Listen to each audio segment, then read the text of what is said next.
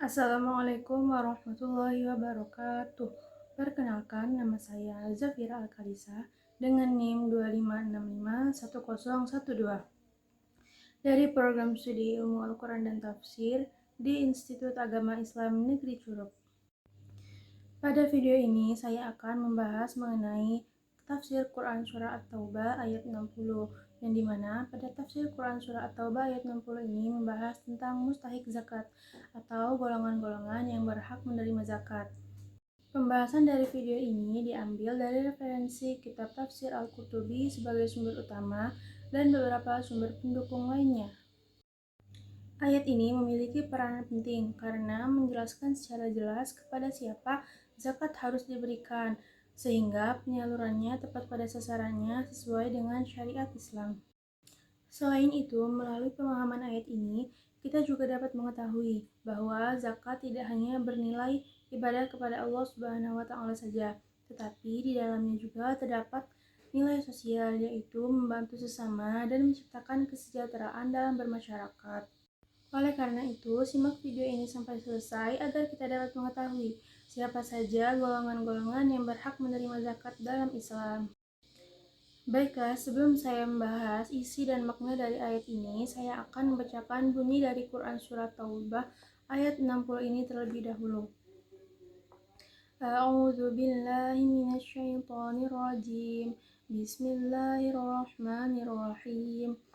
Innamas shadaqatu lil fuqara'i wal masakini wal 'amilina 'alaiha wal mu'allafati qulubuhum wa fir riqabi wal gharimina wa fi sabilillahi wa ibnis sabil fariidatan minallah wallahu alimun hakim. Shadaqallahul azim. Dalam ayat ini disebutkan bahwa zakat diperuntukkan untuk 8 golongan, yaitu fakir, miskin, amil zakat, hamba sahaya, mu'allaf, orang yang berhutang, fisabilillah, dan ibnu sabil. Ayat ini menjadi dasar utama pembagian zakat dalam Islam. Sebelum saya menjabarkan golongan yang berhak menerima zakat tadi, saya akan menjelaskan terlebih dahulu apa yang dimaksud dengan zakat. Menurut Ibnu Katsir dalam tafsirnya menjelaskan bahwa zakat adalah sejumlah harta tertentu yang diwajibkan Allah untuk dikeluarkan dan diberikan kepada golongan tertentu atau asnaf sebagai bentuk ketaatan dan penyucian terhadap jiwa dan harta. Kemudian ada pula orang-orang yang berhak menerima zakat, diantaranya yaitu yang pertama, fakir. Fakir adalah orang yang sangat kekurangan ataupun tidak memiliki harta ataupun pekerjaan untuk memenuhi kebutuhan hidupnya. Penghasilannya tidak mencukupi untuk kebutuhan pokok sehari-hari, maka orang tersebut berhak mendapatkan zakat. Yang kedua, miskin. Miskin adalah orang yang telah mempunyai penghasilan atau pekerjaan, akan tetapi penghasilannya belum mencukupi secara layak kehidupannya sehari-hari, maka orang tersebut juga berhak mendapatkan zakat. Yang ketiga, amil zakat.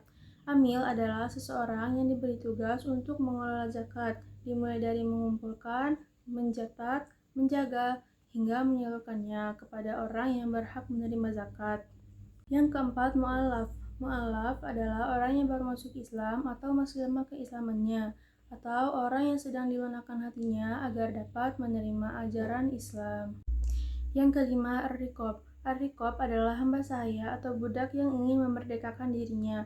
Pada masa dahulu, zakat diberikan kepada mereka untuk memperoleh kebebasan dari perbudakan. Yang keenam, gharim. Gharim adalah orang yang memiliki hutang dan tidak mampu untuk membayarnya karena kebutuhan yang benar atau bukan karena kemaksiatan. Yang ketujuh, fisabilillah. Fisabilillah adalah orang yang berjuang di jalan Allah untuk kebaikan agama dan kebaikan umat Islam. Yang kedelapan, Ibnu Sabil. Ibnu Sabil adalah musafir yang ingin kembali ke negerinya, namun kehabisan biaya perjalanan mengantarkannya. Demikian video pembahasan Quran Surah At-Taubah ayat 60 yang dapat saya sampaikan. Semoga video singkat ini dapat menambah pemahaman kita tentang pentingnya zakat dan siapa saja golongan yang berhak menerima zakat. Saya mohon maaf apabila dalam penyampaian materi masih terdapat banyak kesalahan dan banyak kekurangan. Saya harap video ini dapat bermanfaat dan menambah wawasan kita semua. Terima kasih telah menyaksikan dan wassalamualaikum warahmatullahi wabarakatuh.